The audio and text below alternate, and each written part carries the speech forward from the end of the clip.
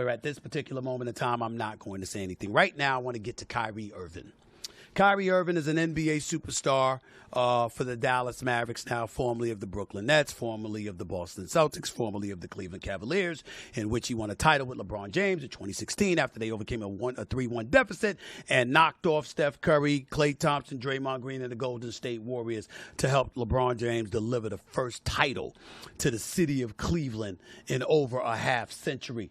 That Kyrie Irving has made news for a variety of reasons that one could easily deduce has damaged his career to some degree, but I think he's recovered nicely. Went to Dallas, averaged over 26 a game in the games that he played with Luka Doncic and under coach Jason Kidd coaching, even though they missed the playoffs and they didn't get to the play-in or anything like that. They didn't want to get to the play-in, so they missed the playoffs.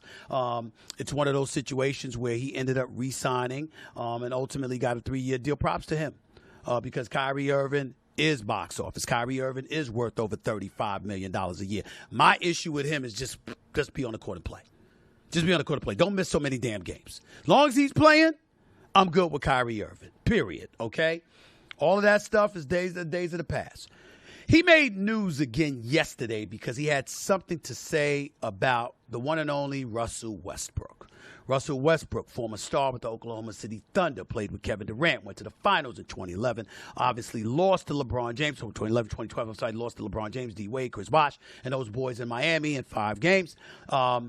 Ultimately hasn't been back to the finals since then.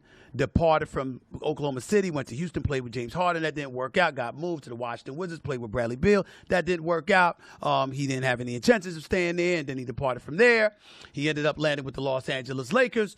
That was disastrous. They ultimately moved away from him. He landed with the Clippers, where I think he played well, and I think he showed the Clippers he is exactly what they needed. So he's now a member of the Clippers. He re-signed with them, 2 years, $8 million deal. Don't worry about it. Russell Westbrook has made over $300 million in his career, okay? Okay, it's perfectly understandable where he's at right now. Nevertheless, again, that's who Kyrie Irving was talking about. And here is what Kyrie Irving had to say about Russell Westbrook that I felt compelled to respond to. Again, I'm trying to read that. He said the dude revolutionized the game of basketball. That's what Kyrie Irving was saying about him. Some of the other stuff you see in there, I can't read it in that print. It's blind to me. I told y'all this before. But neither here nor there. At the end of the day, he spoke about Russell Westbrook. And it's important that I say this, okay? First of all, Kyrie Irving is not wrong. Russell Westbrook is the most athletic point guard in the history of basketball. There has never been a point guard more athletic than him. One could argue there's never been a point guard more ferocious than him, more competitive than him. Has no friends on the basketball court. He's trying to take your heart, trying to cut your heart out. That's Russell Westbrook. That's how he comes at you. And even at this age, always in phenomenal shape, always on it, always pushing it, never cheats you with energy and effort, ever, ever. That's why when he was driving down the 405 or the 10 in L.A. singing Beyonce's You Can't Break My Soul, you know, I got mad because I said people going to look at that wrong, Russ. People going to look at that wrong because they're going to look like you don't care, that you are all right even though y'all got bounced out of the playoffs or you make the playoffs rather than your first year as a Los Angeles Laker. I don't like that look for him because I know how much he cares, and I know that he never cheats us with effort. But in fairness, we can't just leave what Kyrie Irving said and not point out the bad part about it. Because when you say what you say, like Kyrie just did, about Russell Westbrook, it begs an evaluation of his greatness and what that materialized into or what it did not. And Kyrie brought that kind of attention upon him. And so when you look at Russell Westbrook and you hear Kyrie Irving say that, here's what you have to deduce. Russell Westbrook's teammates in Oklahoma City was Kevin Durant, Serge Ibaka, Reggie Jackson. When Kevin Durant was there. When Kevin Durant was gone, it was Victor Oladipo. When Victor Oladipo was gone, it was Paul George. And then Carmelo Anthony. No titles. He goes to Houston. He's with James Harden.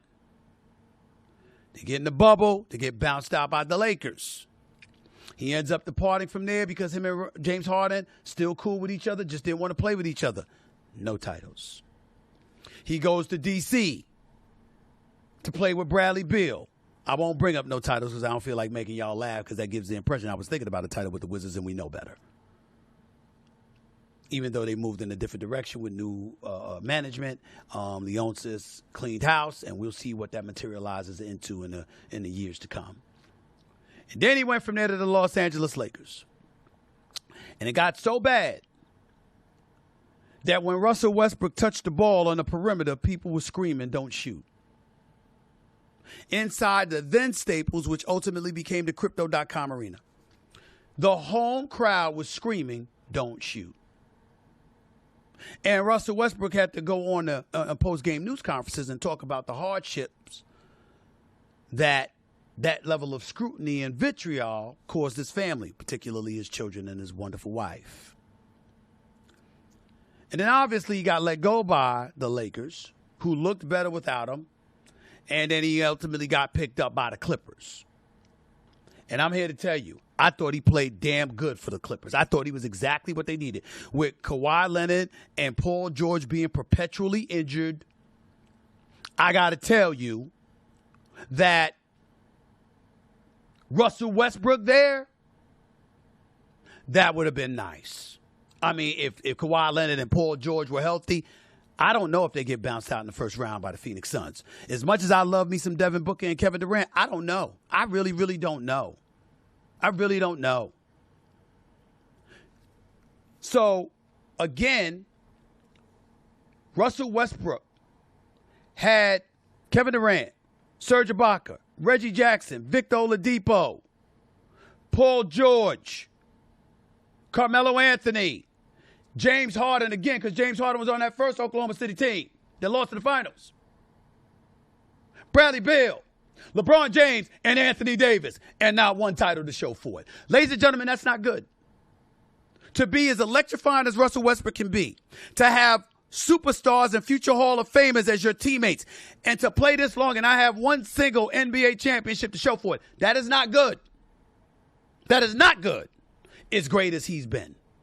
Walking triple-double, league MVP, ultra-competitive, most athletic point guard in NBA history, respected universally. You don't have a ring after having those teammates. That is not good. Damn it, that's not good. Here's what is good about Russell Westbrook. Ladies and gentlemen, we don't give this man enough respect, love, and deference for his philanthropy. Russell Westbrook is a businessman. I'm telling you, you go to certain parts of L.A., he got dealerships all over the damn place. It's ridiculous. This brother's a businessman. He also has a foundation that partnered with the L.A. Promised Fund. It's called the Why Not Foundation. Focuses on education and investments in finance and other areas that are intended to aid underserved communities. That's important because when you saw the riots taking place in the streets of America in the aftermath of the George Floyd killing, one of the players you saw in the midst of that crowd that grabbed the microphone, told everybody to raise their fist up, put your fist up, and talk to that crowd, and brought calm and sensibility to the equation was Russell Westbrook. He's a real one. He's a real one. He looks mean all the time. He don't play no mess. He don't take no crap from nobody. Nobody. He don't talk to me. He's respectful. But it ain't like we vibe and converse and all of that. I don't give a damn. I love the brother. I don't give a damn how he feels about me. I don't know how he feels about me. I don't care. I love him. Just like I love LeBron. Just like I love Steph. And I love all of these brothers who contribute to underserved communities and make sure that that's the focal point of what they're striving to do. I love them for that. They represent us well, and they deserve all the credit. Now, from a basketball perspective, they want to get at me, get at me. Paul George, he's doing it. I spoke about Paul George last week. Y'all heard what I had to say last Friday from Vegas about him and his partner, Jackie Long. Okay, remember that. Well, I got news for y'all. They've invited me to their podcast. I'm coming on next week. And any player in the NBA that's boys with Paul George, that got something to say, that think I'm wrong about something or think they want to get at me to show you I ain't a fake one, they can show up to call Paul George. I'm coming. I'll be there. But that does not mean I don't have profound respect for them as men and what they bring to the game. Just because I dissect and highlight the highs and lows of what you do on your day job, I would never question you as a man. I appreciate y'all. Russell Westbrook is one of those people. And to be quite honest with you, so is Kyrie Irving. We may have had our differences. But the brother tries to do the right thing. He tries to make contributions. Look at his charitable works with the WNBA, with Palestine, with underprivileged folks throughout America. Look it up. Kyrie Irving is not a bad person. We might have had our differences. He annoyed the living hell out of me. I ain't apologize for anything. But I'll never tell you he was a bad person. He's a good dude. He really is. And so is Russell Westbrook. Regardless of how he may look, he's a good dude. But he doesn't have a ring. And when Kyrie Irving said what he said, it's going to make people think about the fact that he don't have a ring, despite all them damn teammates.